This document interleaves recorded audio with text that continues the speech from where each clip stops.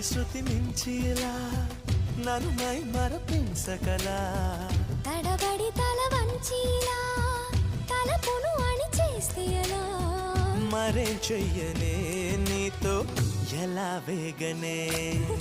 నన్ను దాటి వెళ్ళలేవు నిన్ను నువ్వు దాచలేవు ఏమి చెయ్యనయ్యో రామా